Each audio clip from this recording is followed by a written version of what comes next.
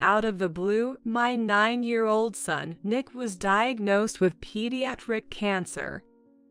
Nick had been complaining of persistent fatigue, and while I never thought it was just regular tiredness, pediatric cancer was the last thing on my mind.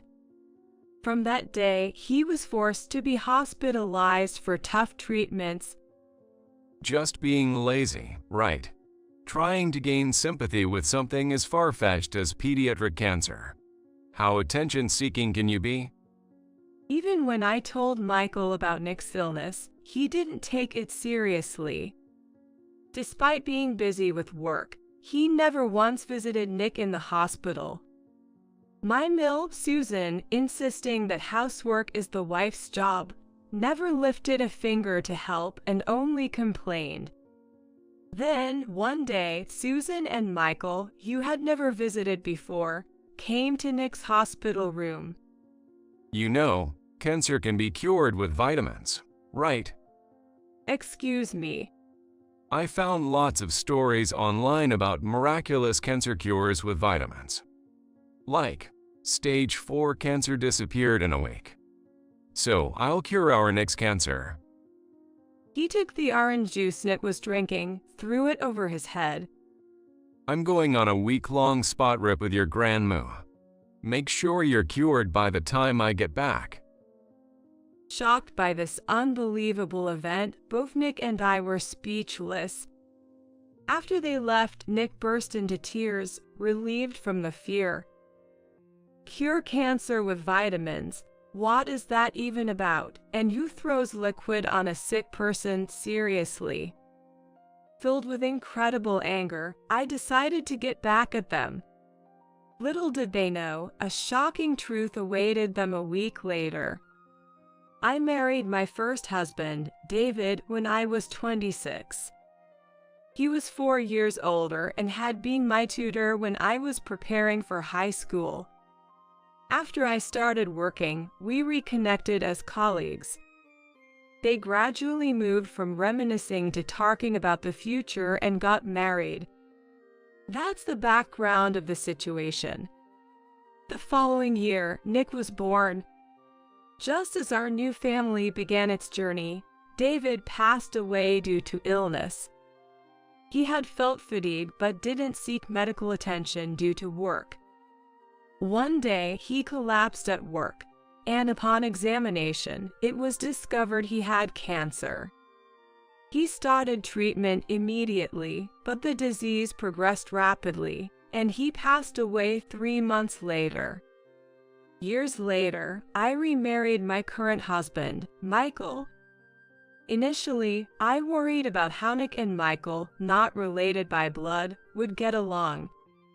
But gradually, they grew closer, and one day Nick asked if he could call Michael Dad. Surprised, Michael and I exchanged looks, but we knew this was our answer and considered marriage seriously.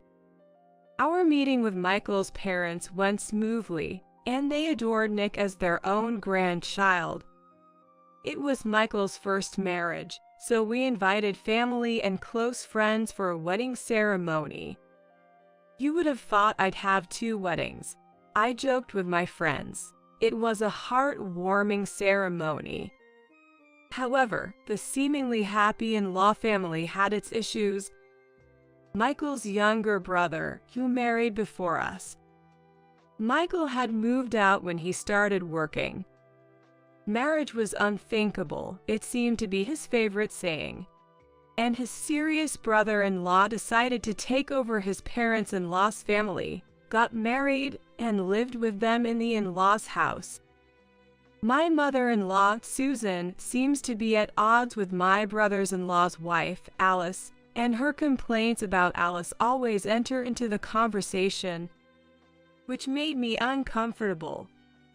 I didn't want to take sides based only on her complaints, nor did I feel right asking Alice about it. So, I mostly nodded along and ignored her rants. But this seemed to encourage her to increasingly intrude into our home. She started staying over for various reasons, and before I knew it, she was staying over half of the month. and eventually moved in with her belongings. She began acting as if she owned the place, and her attitude towards me and Nick changed. At first, my mother-in-law was kind and understanding to me and my son. She began to say sarcastic things that were not important to us. Before remarrying, I was working part-time, getting by with the help of David's estate. Even after remarrying, I continued working part-time, albeit less frequently, to contribute a little extra. Considering Nick's future, having more money is always better. However, Susan implied that my working part-time meant Michael wasn't earning enough and kept telling me to quit. After all, you're a mom and should prioritize parenting. I've never once neglected Nick because of my job. We've managed just fine together. But then, Susan started making snide remarks to Nick. You're the reason your mom struggles. Your new dad even feels embarrassed about you in public. She blamed Nick for making Michael feel uncomfortable and started forcing him to do middle school level workbooks, which were too advanced for a child in lower elementary. He hasn't even learned the basics, and she's making him do middle school workbooks. Of course, Nick couldn't answer any questions and ended up crying. She'd even take away his meals, saying his crying was annoying and that boys shouldn't cry so much. Gradually, Nick became afraid of her and started avoiding being alone with her. What an unlovable brat. He lacks cuteness because he doesn't get enough motherly love. What kind of parenting is this? She said it so that my son could hear her, so my son would often say sorry and apologize to me. It must have been hard for him that I was being blamed because of him. If I confronted Susan directly, she'd take it out on Nick, so I gradually became unable to voice my opinions. But considering Nick's welfare, I couldn't stay silent. I waited for Michael, who was often away for work, to come home and then shared everything about Susan's behavior. But he didn't believe me, insisting that his mother couldn't possibly say such things or treat a child badly. You say my mom's terrible, but maybe you're the one being harsh to her. What? I've heard complaints. You can handle the housework properly. Since we can live on my income, just focus on the house and stop working outside. I was baffled. I'd been told to quit my job but had never forced housework onto Susan. In fact, I had never seen her do any housework. She'd just sit around like the lady of the house, ordering me around. She complained about the seasoning of meals, but I'd never had a chance to taste her preferred seasoning. How could I guess flavors I've never tried? I'm not a mind reader. I almost spoke back many times but always held back, fearing Nick would become her target. Gradually, Michael's attitude toward Nick and me became colder. Still, coldness was bearable. Sometimes, he'd get so angry it was as if another personality had taken over. He never hit us, but he'd throw things, sometimes hitting Nick. Once, when Nick cried from pain and fear, Michael dragged him outside, saying to stay there until he stopped crying. I shielded Nick, ready to be hit, but luckily, Michael lost interest, muttering it was a turn-off. He must be stressed from work. I fought, believing he'd return to his kind self if he calmed down. I decided to endure, prepared to protect Nick from harm. But it wasn't easy. Amidst these unresolved issues with Susan and Michael, Nick turned 9. He loved basketball and started attending a clinic held by an amateur basketball team.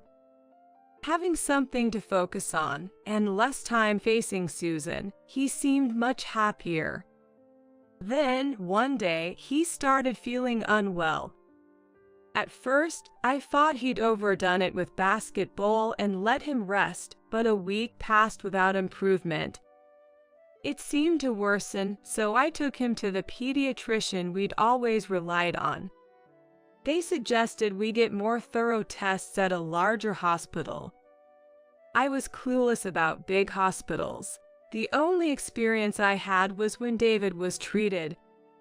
The doctor, having connections, wrote a referral for us. I was advised to get a medical consultation as soon as possible, preferably by tomorrow. I was grateful for seeing a familiar doctor first, but at the same time terrified that Nick might have a serious illness. I told Michael, asking him to come with us, but he refused. It's probably just him faking it. Did something happen at school? If you believe everything a kid says, no amount of money will ever be enough. Big hospitals are expensive, right? Cover it with your part-time income. I've heard of kids using sickness as a way to rebel against their parents. But would a child fake being sick to the point of not eating well and continue it for a week? Even adults find it hard to fast for a week to make a statement. It requires extraordinary determination. In any case, Nick's illness lasting a week surely meant something was wrong. I had no issue paying with my part-time income and declared to Michael that I would take Nick to the hospital alone. He just responded with a dismissive "do whatever you want," and was visibly upset that evening. The next day at the hospital, they prepared for the worst-case scenario. When I asked the doctor what that meant, they said pediatric cancer. Symptoms can be similar to a cold, including abdominal pain or sudden weight loss. They asked if I had noticed anything unusual, and Nick revealed he had been experiencing joint pain. When I asked why he hadn't mentioned it, he said he didn't want to worry me more or have me face unpleasant comments from Michael and Susan. I felt terrible that he was suffering yet worried about me. Perhaps if I had managed things better with Michael and Susan, I would have noticed the signs of Nick's discomfort earlier. As I reflected on my shortcomings, another shock hit me. Nick's illness was an early symptom of pediatric cancer. He had to be hospitalized, and while preparing for his stay, I informed Michael and Susan. Pediatric cancer. A worthless burden that costs a fortune. I won't pay a dime. Cancer hereditary, right? David died of cancer, didn't he? Thanks for passing on such a great legacy. Michael added coldly. Their heartlessness was beyond belief. Cancer treatments can be quite expensive. Susan was only worried about the cost.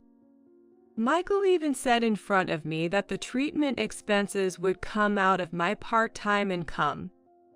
I couldn't stand being around these foolish people any longer, so I quickly left for the hospital where Nick awaited. Nick had to give up basketball, which he loved, and his enjoyable school life to focus on the treatment. Fortunately, the pediatric ward had a school, so he wouldn't fall behind in his studies. But seeing other children in much worse conditions was a shock to him. Will I end up like them?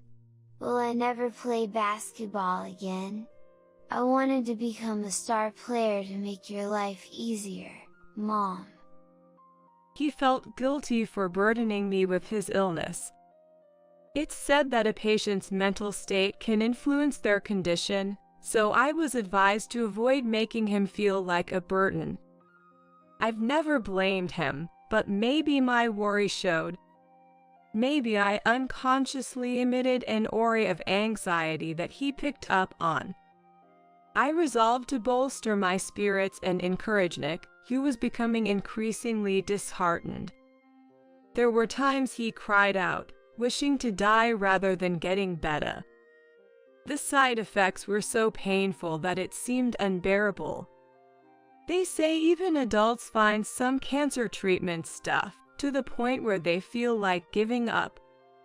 I thought I understood the hardships of cancer treatment from David's experience, but he hadn't undergone extensive treatment. In reality, I only thought I knew. You can say anything with words. But I wanted to truly support Nick. I sought opportunities to hear from those who had experienced similar situations. We were introduced to a college hospital where I met a student who had survived pediatric cancer. I listened to the person's story and asked what words were painful and what words made him or her happy.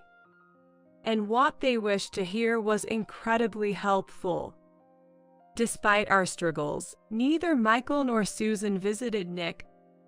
Frankly, their presence would likely dampen our spirits, so their absence was preferable. However, a bit of concern when I returned home for Nick's clothes would have been appreciated. Back at the hospital again. Aren't you my wife? Why are you neglecting our home to do this? The rare times he spoke to me were just to berate me for prioritizing Nick over being a good wife. Whether at the hospital or home, there was never a moment of peace for me. I was constantly on edge, barely getting by on sheer willpower. Amidst all this, my father-in-law, Bob, was the only one who consistently came to visit us. His care for Nick and me, and our light-hearted conversations, allowed us to momentarily forget the harsh reality. I can't be more grateful to Bob. It was also a joy to see Nick, who usually seemed uninterested, smile more whenever his grandfather visited. Bob once confided in me that he had lost a close friend to cancer. Having witnessed the burden on the caregiving family and his friends struggle with harsh treatments, he expressed a desire to help us in any way he could. Just knowing his intentions was enough for me. I wish that Michael and Susan, who I live with, could have even a tenth of Bob's compassion. But expecting something and being let down hurts more, so I decided not to hope for anything. One day, Susan and Michael, who had shown no interest in Nick's battle with illness, came to his hospital room. How long do you plan to run away from home like a teenage rebel? The house is a mess because you're not there. A wife has her duties, right? When it's time for someone to die, they'll die, so just leave it be. The cure for cancer is just a matter of luck anyway. Cure for cancer a matter of luck. Everyone dies eventually. What are those the words you say in a ward where many are striving for recovery? Were they always this despicable? I was so enraged and dumbfounded that I lost all reason. There are things you should and shouldn't say, right? There's a time and place for everything, isn't there? Don't you, who have lived many times longer than Nick, know that? Maybe you both should get a brain scan. Sometimes tumors in the brain can cause personality changes. I remembered some medical drama with a similar plot, though it was a vague memory. I said it confidently, hoping to scare them a bit. You're insulting the mother who raised me. Your son's weak and got cancer because of your poor parenting, right? I read online that cancer can be instantly cured by just taking vitamins. I'll cure him. Michael grabbed Nick's half-finished orange juice and poured it over his head. It was a move so unexpected that I couldn't intervene. Nick and I were so shocked that we could only stand there, stunned. Michael and Susan pointed and laughed at us. I'm going on a trip with Mom. If your stupid son's illness isn't cured by the time we return, who knows what we'll do. Keep that in mind. Make sure you clean up the house by the time we're back. They left the room after their one-sided tirade. As the tension eased, Nick burst into tears, overwhelmed by fear. The nurses rushed in upon hearing the commotion, busying themselves with cleaning and changing the sheets. Meanwhile, Nick and I waited in an empty room. I apologized to Nick for making our supposedly normal life, especially our home, a place of fear for him. I regretted my naive hope that reducing contact with Susan could somehow make things better, and for enduring these past years, I apologized to Nick. He comfortingly said he endured the mean granny just like I did, showing his kind nature. I vowed to exact an unforgettable revenge on Michael and Susan for their cruel words to Nick. About a week after making my vow of revenge, Michael called me. Hey, why can't I get into my own house? What kind of wife locks out her husband? Do you forget his providing for you? His voice was so loud, it rang in my ears, even with the phone's volume down. When did that house become his, anyway? That house was inherited from David. Michael suggested we start our married life there since his apartment lease was nearing renewal.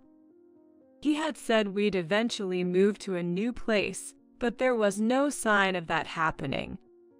Before remarrying, a friend of David had offered to buy the house, offering a price above market value.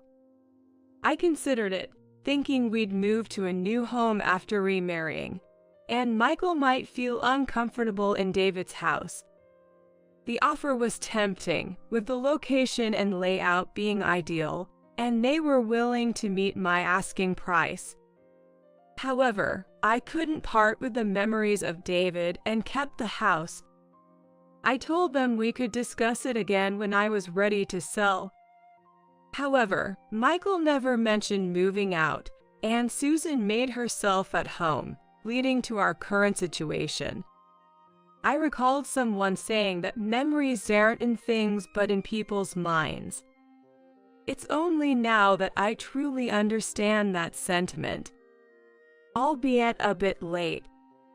I should have sold the house when Susan started to overstay. When I approached David's acquaintance about selling the house, although it was belated, they were delighted to help. They even apologized for bringing up the sale during a time when I was grieving. The paperwork for the sale had already been completed. They were considerate about my move and Nick's illness, agreeing to work around my schedule for handing over the house. I was grateful, but to truly get revenge on Michael and Susan, I moved out promptly. I sent Michael and Susan's belongings to their family home, charging them for the shipping. Nick and I took only the essentials and had already moved into our new place. When Michael kept insisting it was his house, I reminded him it was inherited from David and belonged to me. He was momentarily taken aback but quickly retaliated. Even if it's true, you had no right to make decisions without consulting me. Who lived there with you? I paid for the maintenance, so it's my house. Living in the house, we also faced issues like poor water flow and faulty toilets, signs of deterioration. He argued nonsensically that because he had paid for some repairs, the house belonged to him. I ignored his reasoning and declared my intention to divorce him. Hearing our conversation, Susan interjected. What an ungrateful woman. After accepting you, a remarried woman with baggage, as a daughter-in-law, you want a divorce? Women like you are a nuisance wherever you go. I'm saying I'll disappear from your lives, which should make you happy. Why not just agree to the divorce? You should be relieved to see me go. Be honest for once. Caught by the truth, Susan fell silent. I didn't think this gave me the upper hand, though. I had to be extra cautious and not give them any advantage. When I discussed selling the house, David's acquaintance asked if something had happened. I confessed that I had planned to sell the house inherited from David once I found a new place to live with Michael. However, that was delayed due to his procrastination and Susan's domineering presence. I had given up on mending my relationship with Susan long ago. I admitted my indecisiveness in hoping Michael would return to his former self. The acquaintance, after hearing everything, sympathized with our situation and introduced me to a competent lawyer. The lawyer, very supportive, assured me we'd pursue a divorce that would lead to happiness for us. I initiated the divorce through the lawyer, and Michael eventually agreed, finalizing it.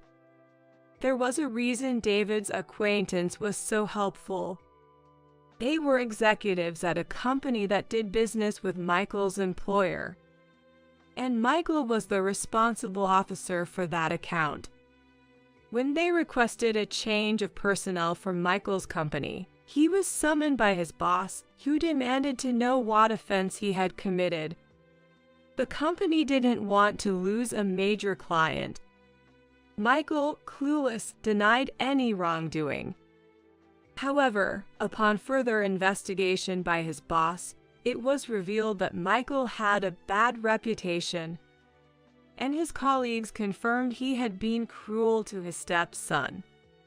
I heard that Michael was going around telling his colleagues and subordinates that his stepson was weak, stupid, and useless.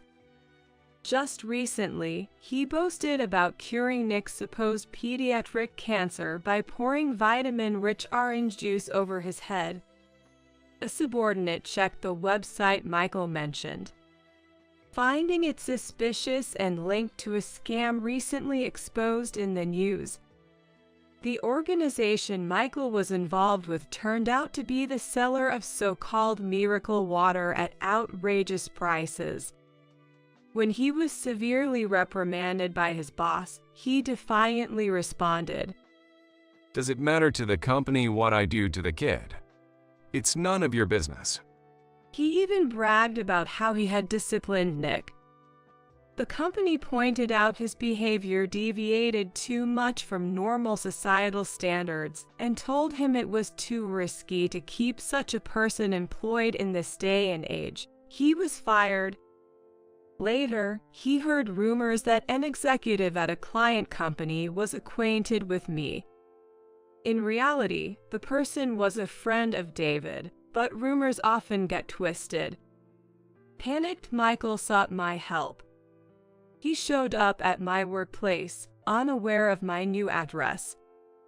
It turns out David's friend had been making moves, complicating his efforts to find a new job. Even without their interference, he would have had to explain his firing from the previous company. There must have been a significant reason for it. I told Michael, who only came to me when he was in trouble, that he got what he deserved and turned him away. Susan had nonchalantly returned to her family home, but there was no place for her anymore. When I decided to divorce, I made sure to tell Bob, who adored Nick, everything that had happened.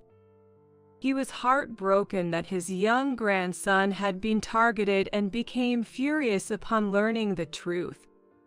The fact that Alice had also been mistreated by Susan came to light, and he finally lost his patience with her. When Susan returned as if nothing had happened, he told her they were getting divorced.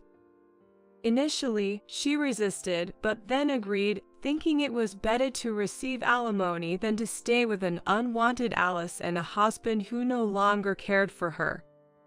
However, she ended up being the one who had to pay alimony, demanded by her Alice for mental distress. Michael, who had been temporarily staying with Susan, was also kicked out of the family home after Bob discovered their mistreatment of me and Nick. Susan and Michael are now living together in a run-down apartment, surviving as best as they can.